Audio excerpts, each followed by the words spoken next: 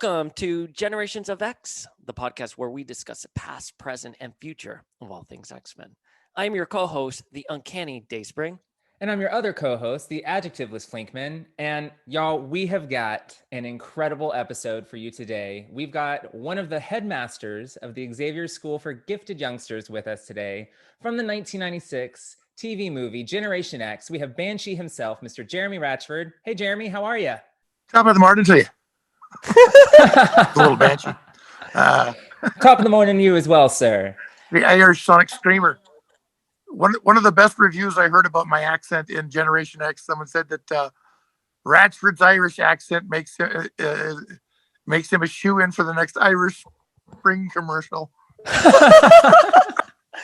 Jeremy, and we are celebrating 25 years of this movie. It's mind-blowing. We remember seeing you in that movie, in the Generation X movie back in 1996, and you did that Sonic Scream, and we were blown away. Like, literally, Banshee was at the forefront of the X-Men books. There was no comic book more popular than Generation X, and you were Banshee. How can anyone top you as Banshee? When I did the Scream in the movie, when the kids are rolling around, when you see Banshee scream for the first time, I did a thing where I blew the smoke off my guns and put them back in my fake holsters.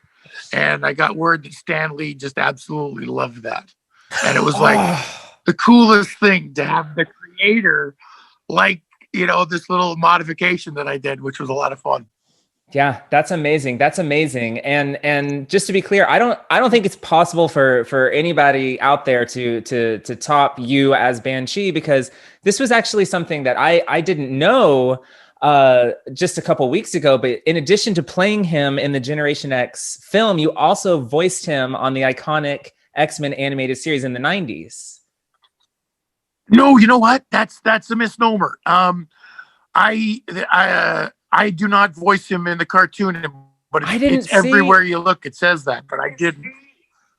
No. Why does it say that? In fact, Why does it say that? When I got back, I have no idea. But the guy who did it approached me in Toronto. I knew him from the voiceover world, and he just said, "Hey, what'd you do on that movie?" Because I do it in the comic series or the animated.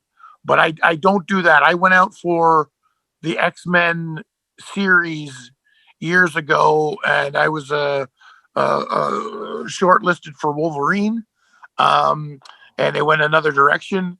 And then every time I went back in, they said, "This guy sounds too much like Wolverine." I was like, "Oh, yeah." And I played. That's so crazy. I played some Sentinel, or I can't remember what it was, but it was I didn't voice any of the X-Men. Yeah, wish I could. That would have been great. Well, yeah, okay. I'm glad you cleared that up, because that was news to me when we booked you for this. We were like, we had no idea that he did both. So we need to get somebody out there to scrub the internet. I was actually on set on a movie called The Barber. And we were doing an interview there, and they asked me that, and that's 20 years ago. And I said the same thing. It's like, "No, it's not me. It's not me. I do Banshee in real life, but I don't do him in the animation." Well, that's just so mind-boggling that it hasn't been cleared up there, because as Flink was saying, when we were going through, making our notes for this episode and doing our research on you, I was like, I didn't know that. I feel like that would have been something everyone would have known. But Can I ask you a question, though, before we dive into Generation X?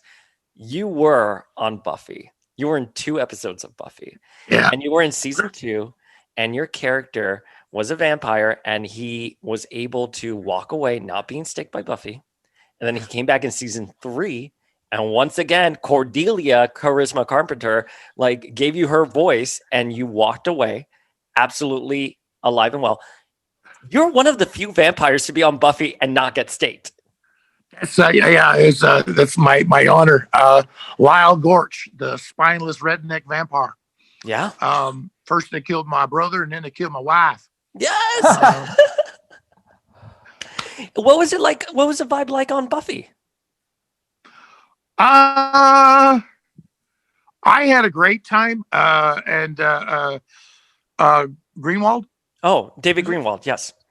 Yeah, David Greenwell. He directed both my episodes, and I just had a blast with him. Just like to tell a little set story. There's a point where they described it. They said the camera is going to go down the body of my bride, and they're going to see that she's dead, and then it's going to find my feet and go up to my face. And he was around the corner, and he said, "Okay, Jeremy, I'm going to say camera, and the camera's going to do this, and it's going to go there, and then when I say Jeremy, you say your line." And I said, "Okay, so when you say he was, yeah, when I say action, the camera's going to do this, and then wait till I say Jeremy, and when I say Jeremy, you say your line." I said, "So when you say Jeremy," and he kept thinking, and I'm smiling because the crew can see me, but he can't. So he just keeps trying to describe what he wants me to do. And I got it. I know what I'm doing. But he was around the corner. And it was one of those classic moments of when the penny finally dropped for him, went, "Oh, you motherfucker." Like, yeah. I was winding up. So wait, who was scarier in your mind? Was Buffy with her steak scarier, or was Cordelia with her vicious words scarier? I remember that day because I've got to go to a boil. The thing with Lyle Gorch is he gets absolutely pissed off and he goes, "Later." And she had to say those lines. And during my close-up, she kept going up on her lines. She kept, and then she called cut twice during my close-up. And again, I gotta get to this frantic place. So on the third take, when I saw she was stumbling again in character, I just said, "Pick up your script and read it off the fucking page." Wait, was this to Buffy or Cordelia? To Charisma. Charisma is so great. And her eyes just kind of went like this. She did pick up her script. It's like, "Don't call cut on my close-up. If you can't get the lines, don't say anything. I'll get there." I think I only had the one line. I just had to get to a steam and then go later. Yeah. But that was one of those funny moments where the character and the actor intermeshed, and just I was like, "Ah!" And was there talk of having you back eventually? Because again, you were in season 2, season 3, and you walked away alive. Was it the door was open for you to return? I was always open to doing another Buffy. I had a lot of fun playing Lyle.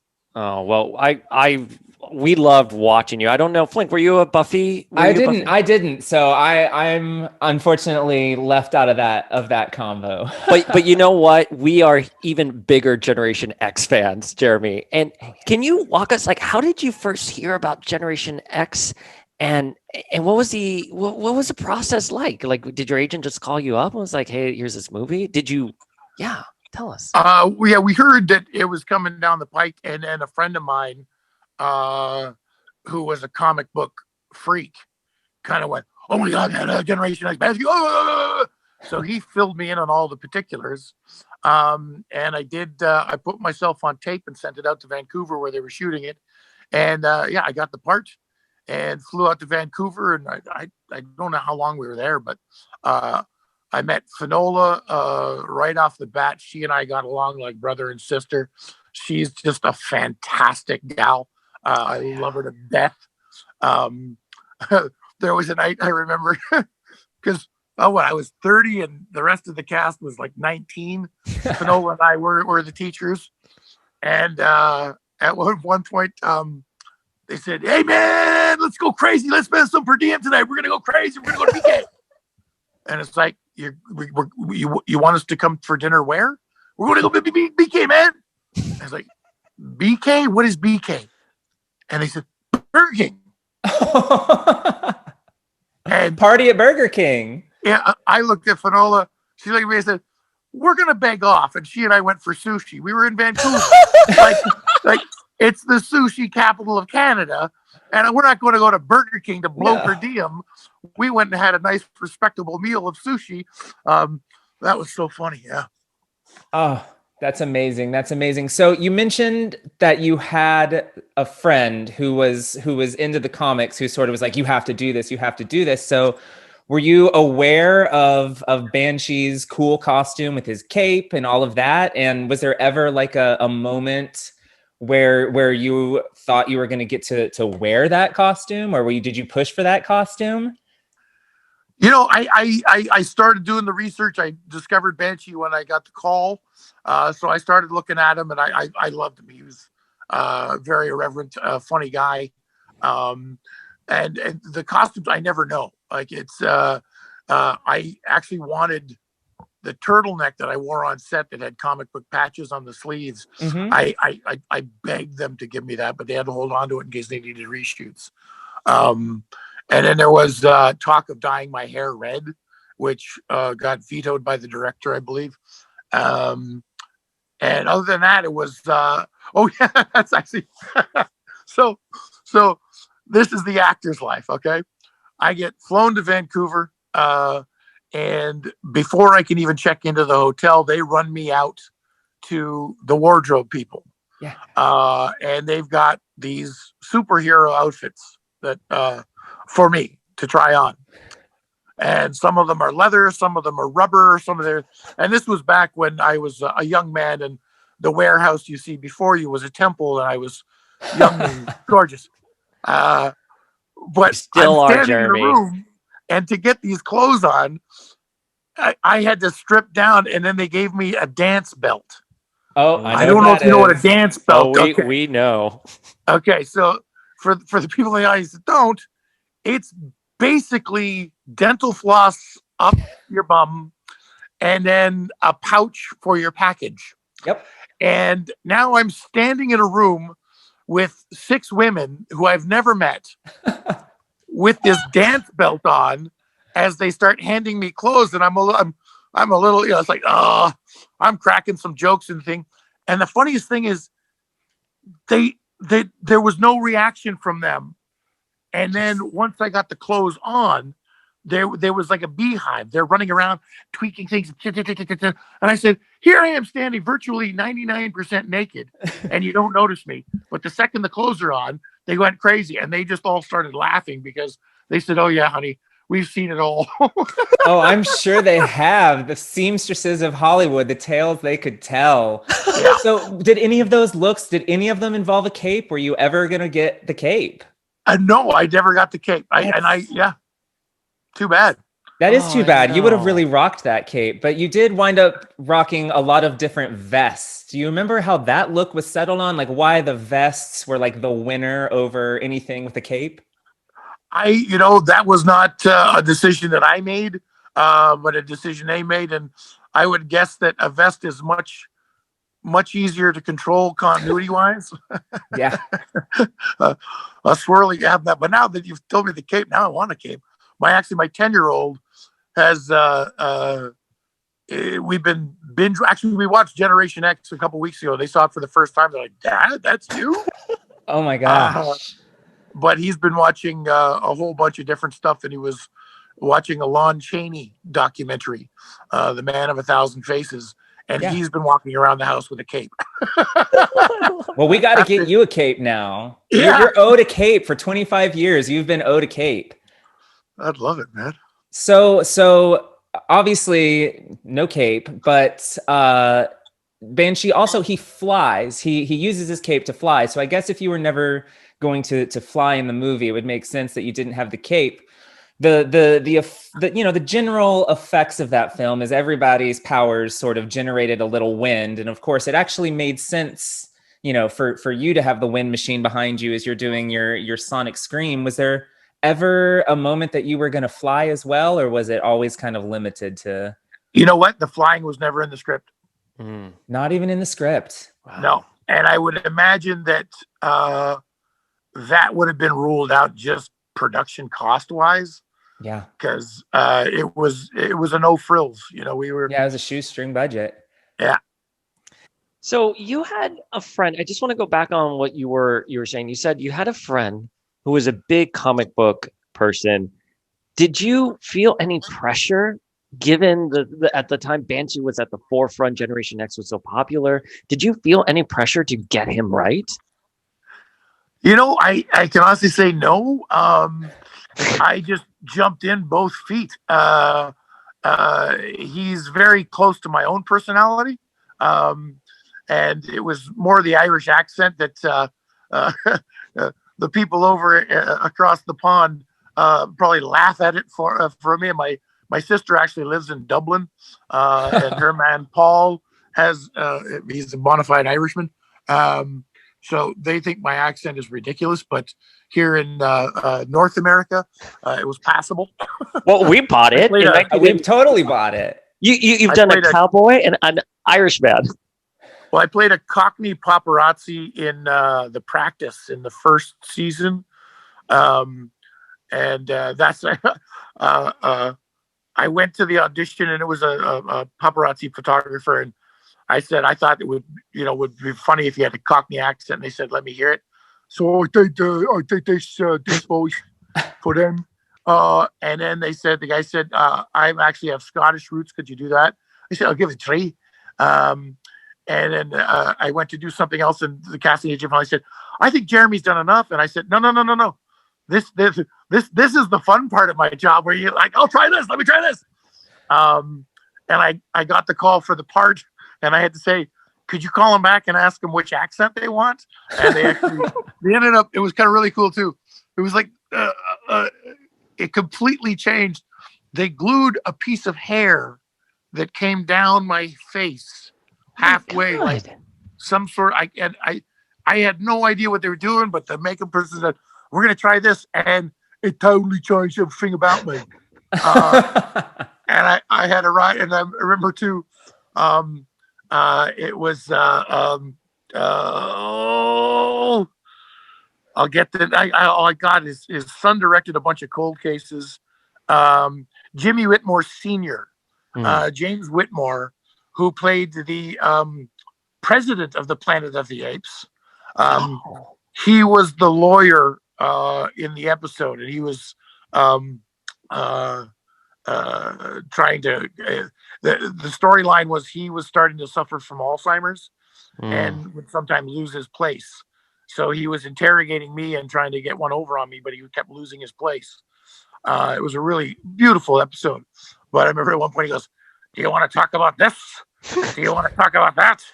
Do you want to talk about this?" And I said, "Actually, I prefer to talk about the Rolling Stones." We got a good laugh from that one.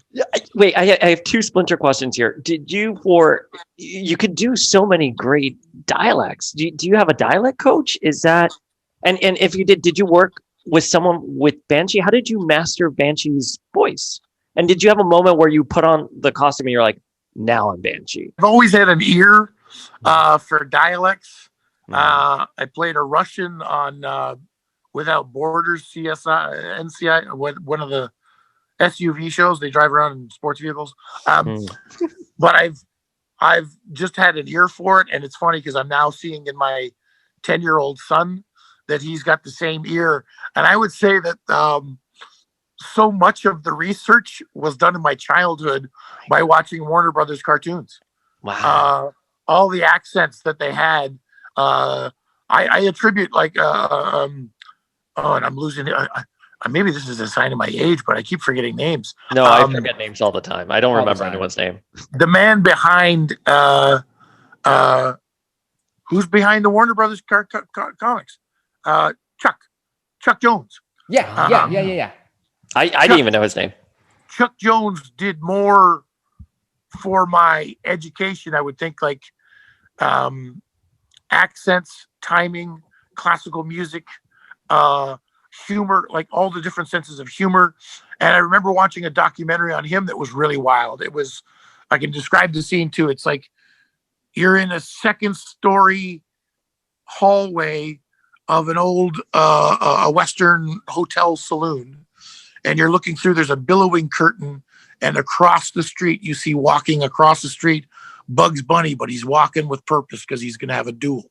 And they cut to the guy he's going to duel with, and then they cut to a gap in between two buildings, and you see Bugs Bunny walk through there, and then they cut, and then they cut to Spielberg and Clint Eastwood, and they both kind of said the same kind of things of, we stole all that from Chuck Jones. And what you have to understand right now is he wasn't stealing that from anyone.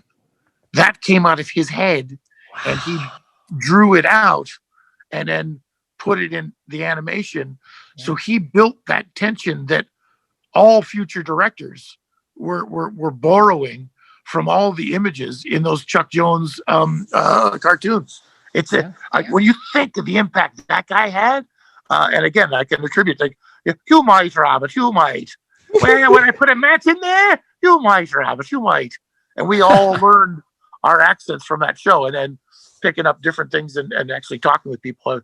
When I was traveling, it's kind of funny. I was over in Australia traveling around and hooked up with an Irish gal, and one of the she tried to get me. She goes, Luke. I'm going, Luke who? She was trying to say look at that. Luke. And and the other one, I think one of the phases that got me in was the Daniel Day-Lewis movie about the Irish, because he said my father, his face was all red. His face was all red, and it was like red almost had 3 syllables. They're adding syllables all over. And there's another great line in that movie too, where the Irish go to the Italians and they're asking for something. I can't remember the whole scene, but the Italians kind of puff their chest out to say, "Are you threatening me?" And this guy was just, and it was the calmest, coolest Irish. He just goes, "I don't make threats. I just follow orders." And it was chilling because this guy was saying in that moment, "I'm not threatening you. Like I think he even kind of said like, we're going to burn your house down with your family inside of it." And the guy said, "Are you threatening me?" He goes, "I don't make threats. I just follow orders. It's like, it's going to get done. So we're not being tough guys about it. This is what we'll do." But that was another kind of little, I don't make threats. I just follow orders. That was another one that got me into the Banshee mode, I guess. I love that. And I love your passion for the craft and just your energy and speaking with you right now. And one of the things that we found out when we were talking to Heather and Randall were the moments all of you guys had on sets. Like Heather was telling us that Finola was kind of helping her with makeup because Heather was 19 having a skin problem. And Randall was talking about doing the football scene. I'm curious, what was the vibe like on set for you? Do you have any special moments that you remember with your co-stars? I know that Heather and I went shopping. We were the last 2, or we were there longer than anyone else. And one day we went shopping, secondhand stores, picking out shoes and stuff. We just had a riot. I love her to bits. And Finola and I, we bonded through Derek and Clive. Derek and Clive is Peter Cook and Dudley Moore. And they did these improv comedy albums that are hysterical. And on the very first day, again, we're in our rubber outfits, and she's got her silver outfit on, and we're just kind of getting in with the crew and getting in with everybody. And there's a song that they do on this album, and I'm just gonna go with it. I don't know what the swearing laws are, or Swear away. Swear away. We're explicit. Okay. Don't worry. Well, I started singing this, and Finola joined in, and the two of us did this together, and it's when we kind of solidified our bond. But it's my dear little Flo, I love you so, especially in your nightie, when the moonlight flits across your tits. Oh, Jesus Christ Almighty. And we turned that into an East Coast jig. We would sing it, oh, dear little Flo, I love you so, especially in your nightie, when the moonlight flits across your tits. Oh, Jesus Christ Almighty. Okay. And she was pounding a foot on the floor, dancing up. When you talk to her, you got to bring that up because she'll love it.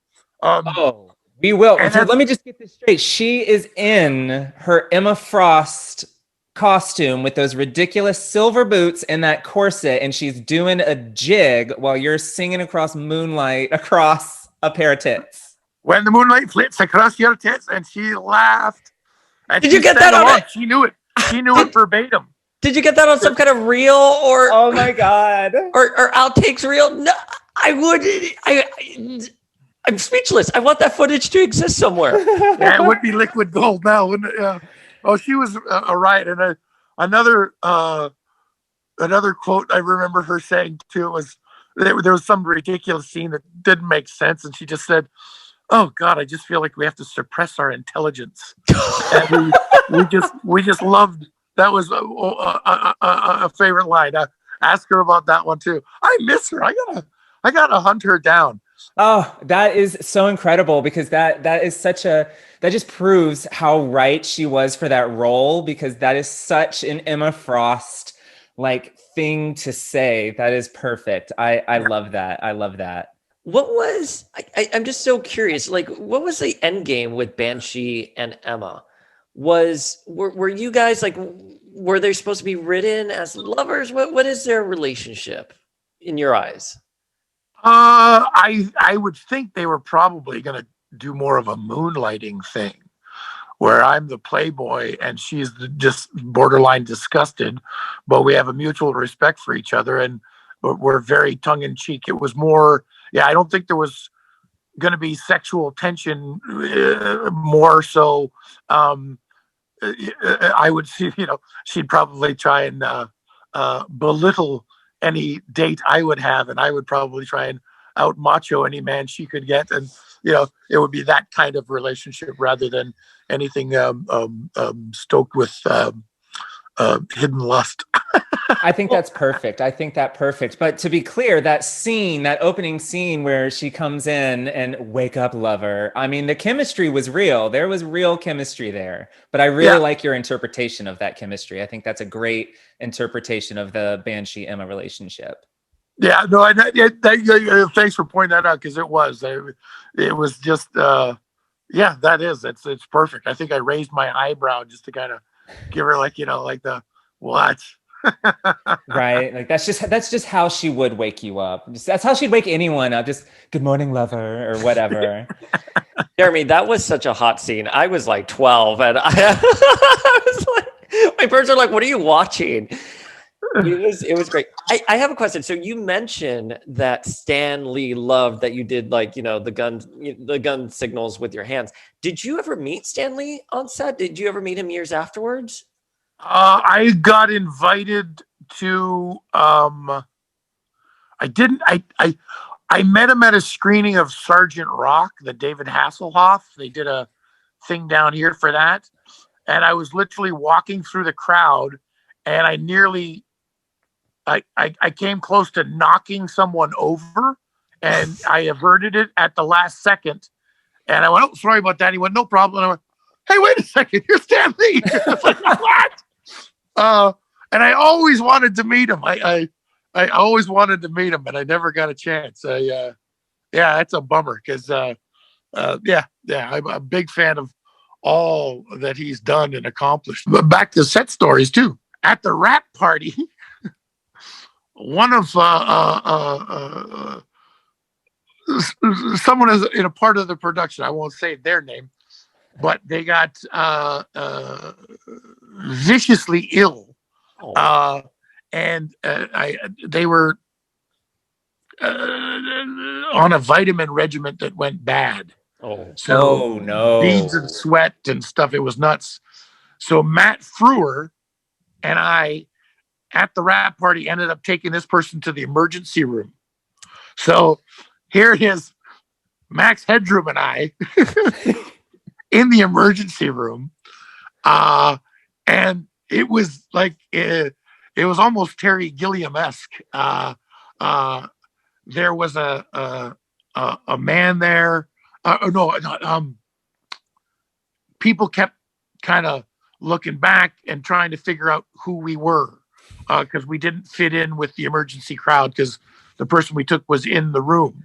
So Matt and I are just hanging there with another an assistant from the show, and there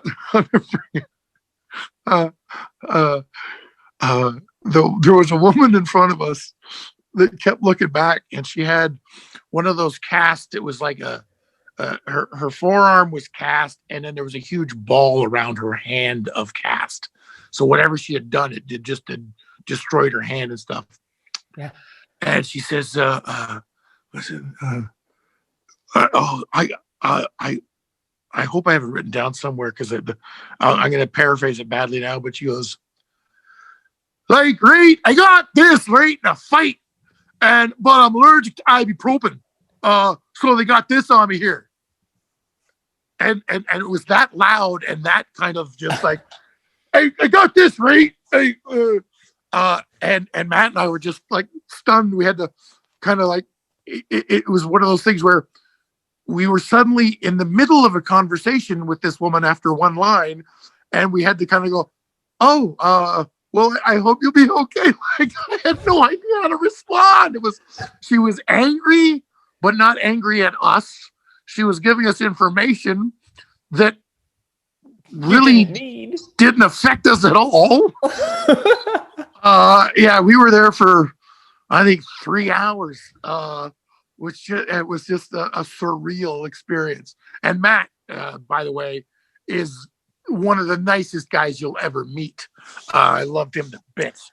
Oh yeah, we wanted to. We had Matt on our list, but he's not taking interviews at this time, sadly. But too bad. We'll track him down one of these days. But it sounds like you did manage to like forge some friendships, with the cast. And I know that you guys were on hold for a while because I don't, for our listeners who may not know, this was also sort of a backdoor TV pilot, and it was hopefully going to go ahead to series. And, and talking to Heather and Randall, they mentioned that you guys were on hold for quite a while. How long were you guys on hold for Generation X?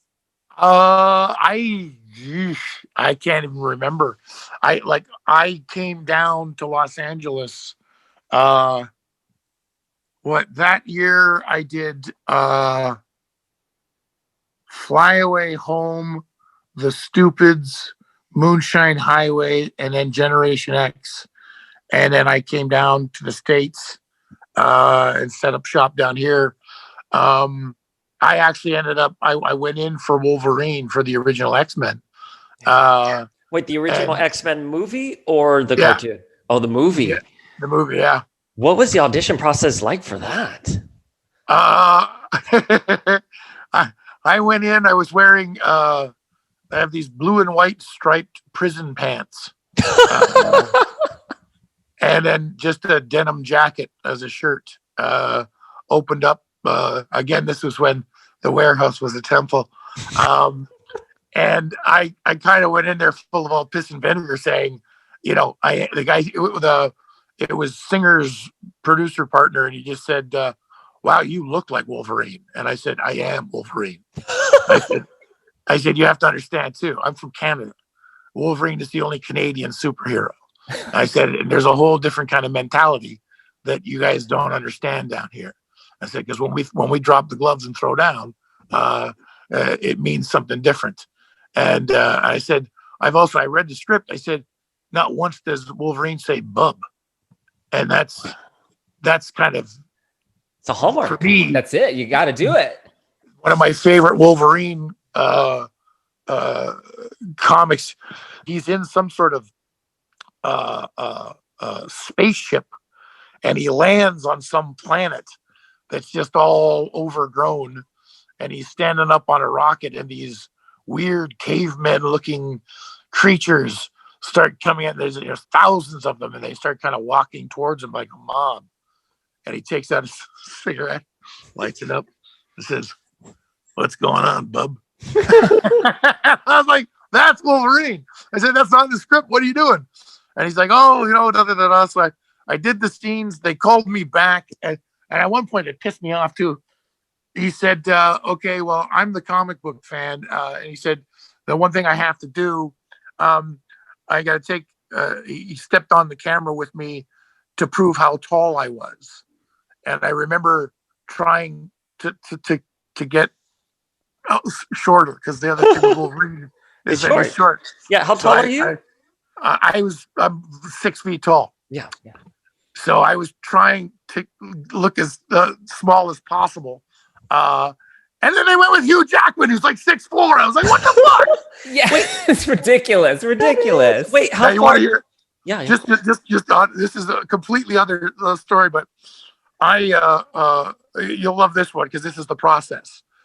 I get a call for one of the Lord of the Rings. I don't know which one it was. It was, they've done 75,000 of them. Yeah. I don't know which one this one. So they don't give you a script. They don't give you anything. They give you kind of a mocked up piece of sides that you're going to go in with. And I get the on the first page, I say, I'm the mayor of some town. And I say, what's that infernal racket? And my assistant says, they're dwarves, sir. And I go, dwarves? And it's scripted. It says, we have not been dwarves here in the millennium or something like that. So I go, okay, I'm the mayor of Dwarf Town and I don't like being called a dwarf. So I know they're going to CGI or do whatever that kind of make you a dwarf thing. Mm-hmm. But I was working out a little physicality to kind of like be a little punchy and a little, and I worked on this and I worked on this. And it was like an hour drive south to this complex, and nobody's in there. It's all glass. It's very futuristic, which is kind of funny for Lord of the Rings. You'd figure it'd be in a castle. But I go in, I get the audition, and I go through the scene like, what is that infernal racket? Dwarves? We have not been dwarves here in an age. That's what, in an age. And I get through it, and they go, there's a typo. I said, what? They said, do you want to go again? There's a typo. And I said, oh, okay. What's the typo? And I said, it's not, we haven't been dwarves. It's, we haven't seen dwarves. Which changes everything. Well, and they said, do you want to go again? I said, well, yeah. Here I am thinking I'm the mayor of Dwarf Town, and don't call me a dwarf. Oh, we have not seen dwarves. Jesus. It changes the entire perspective. It changes everything there. It cracked me up, man. It cracked me up. So wait, what? Can you answer for us? What was the final reason that Generation X didn't get picked up? No idea. No idea. And that's not anywhere near my pay grade, I guess. Like those are decisions that I have nothing to do with. You know, Banshee is a father in the comics. You know what? It's been a while. I haven't done much Banshee research lately, so my son might pick it up. He's become a big Wolverine fan, and he's also now he's obsessed with Tim Burton. And he's drawing the characters from all the different movies, which has been kind of cool. Yeah, that is cool. So you didn't have a daughter for Banshee on your radar when you were on hold for Generation X, but were you told, like when you were cast for the film, were you told about any potential future plans? Like, did you know anything beyond what we got in the film? Was there anything to your knowledge? Almost every project you do, they promise you, either it's going to do great things for your career, or there's a possible spin-off series. Yeah. There's a possible spin-off movie with just your character. They talk about this on almost every gig you do if you have any role of importance. And over the years, I've learned that I've learned to tune that out because have I seen it happen? Like the latest one I did, I don't know if you guys have seen Small Town Crime. This look does my character great service. I'm a demented hitman, and I had so much fun doing that. And again, that's one of the people are saying, "Oh shit, man, they got to do a prequel to find out where the fuck you came from." And I did. I had a lot of fun, and we got extra screenings at South by Southwest. We were a festival favorite. We were top 10 in the New York Times and the Rolling Stones, 2016. The same guy, the Nelms brothers, they just did the movie Fat Man. Did you see that over Christmas? I have not seen Fat Man yet. Well, the premise of Fat Man is, what if a kid hired a hitman to kill Santa? And I've done 2 films with the gnomes. They're the future. That but movie is sadly, totally up my alley. I'm going to watch it tonight. Like, that's all I need. And sadly, Fat Man, watch Small Town Crime and then watch Fat Man. And then you'll see that sadly, my fucking role in Fat Man went to Mel Gibson. So I'm in a whole new, that's the other thing I think with the reality of the actor's life right now. Obviously, you know, we're huge fans of Generation X, and we wish that it had gone forward, but unfortunately it didn't. But it sort of preceded this huge superhero like movie and TV show boom, and it's like looking back, it's like super ahead of its time. Why do you think people are so excited about it now and they weren't then? Well, my whole thing is too, it's like, damn it. I'm sure just a little bit. We were just a little too early. It's sort of, this is the story of my family. The Ratchfords had the tall ships in Nova Scotia on the east coast of Canada. So I was shooting a pilot up in Toronto called Blue Murder, and a guy approached me and he said, "Are you of the Ratchford house?" And I said, "Well, I'm the eldest son of the eldest son, like going way back, and there's a bust of my great-great-grandfather at Mount Allison. There's a burial ground, and we did the lumber. You guys had the ships, and there were 2 other families that kind of had the East Coast." And then someone told one of my relatives, they said, "You should convert to steam." And he went, steam, schmeam. And that's the way I kind of feel about Generation X. It's like, yeah, we could have been right on the forefront of all that XMen madness, and we were kind of done and then forgotten. And then I thanks for calling, because I had no idea there was a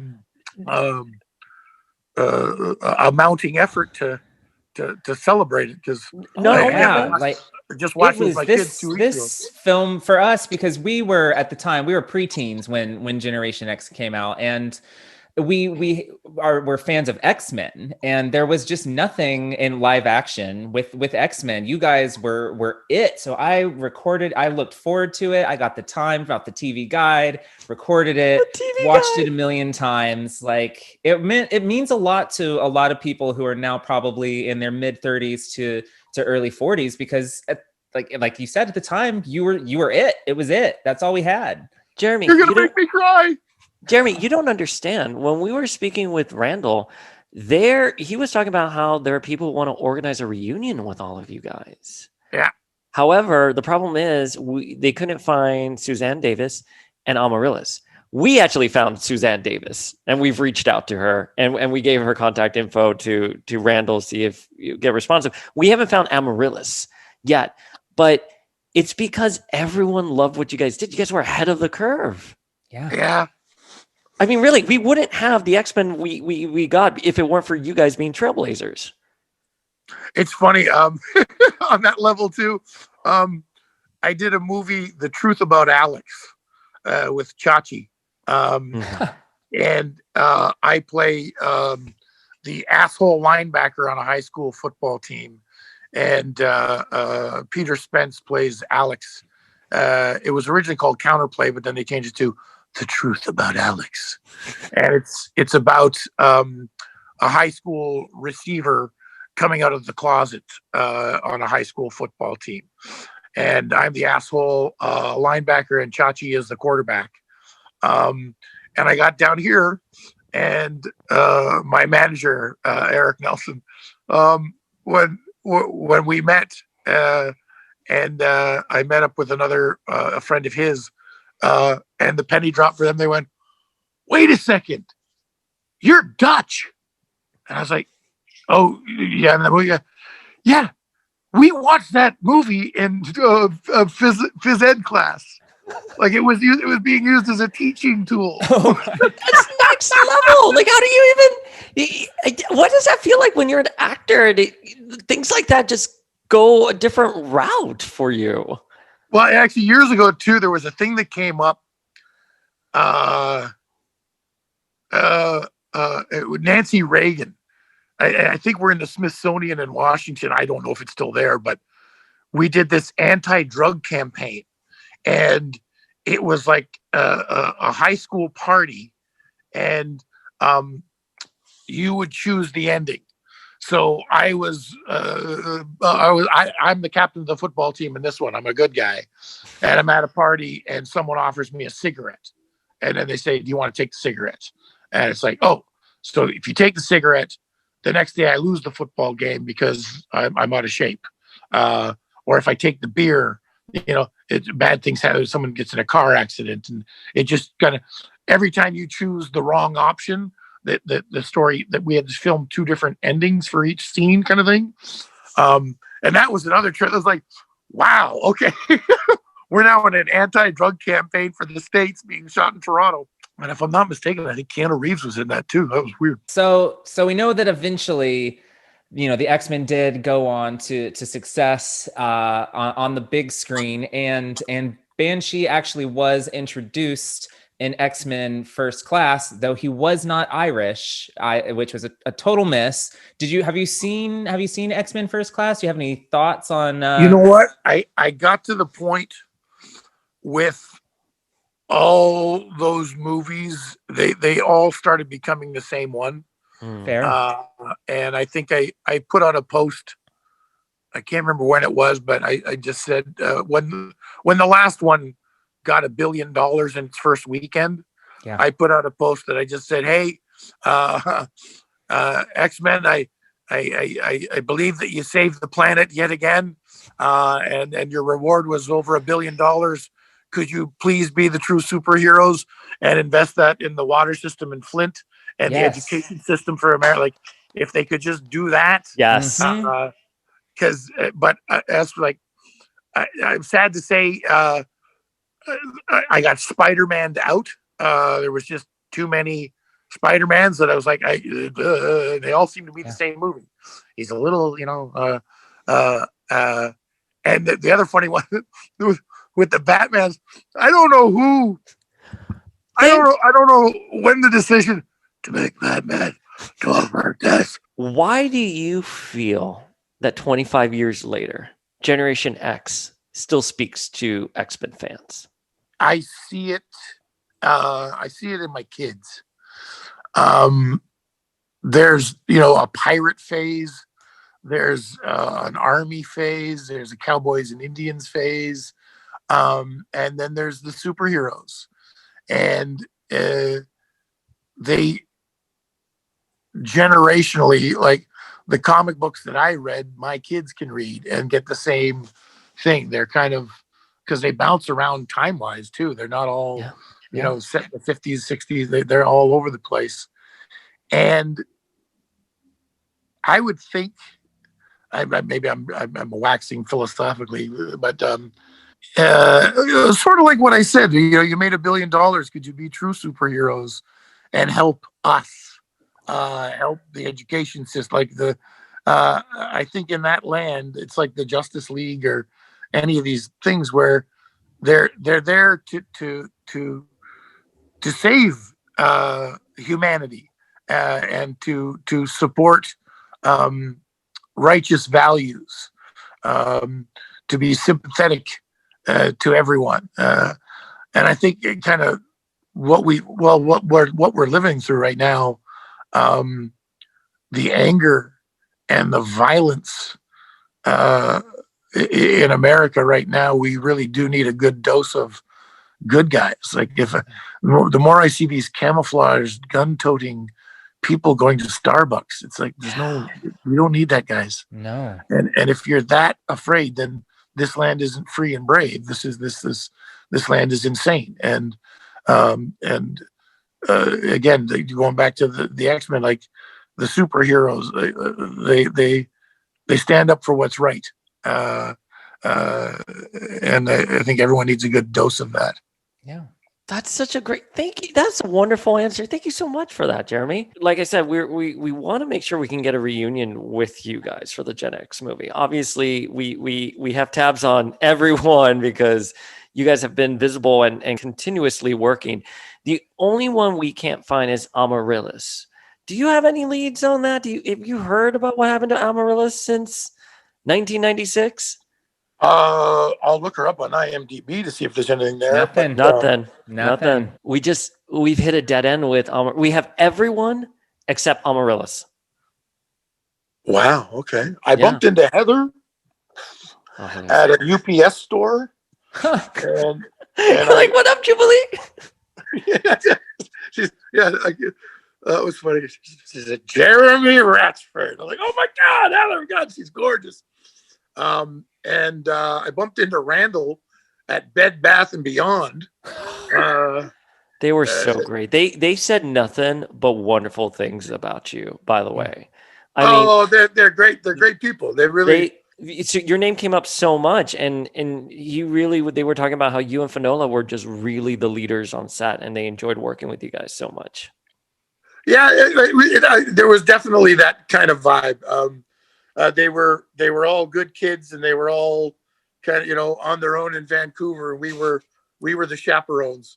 But I'll never forget again that BK and Finola and I just like she's just so excited for fast food. Yeah, and Finola like, I'm going to be an adult. It's like, yeah, we're going for sushi. Well, if you hear anything about Amaryllis, please hit us up. We're trying to track her down to no success. Well, I've played a cop enough on television. Maybe I can put my resources to work. You're practically a cop at this point, right? Oh, I tell you, that's another funny one. I was up in Toronto and sitting on the subway, and someone goes, "How you doing, officer?" I was like, I looked like a TV cop. You wouldn't know a fucking undercover cop if you saw it. Oh, that's ridiculous. Jeremy, thank you you've made our day. Thank you. Thank you so very much.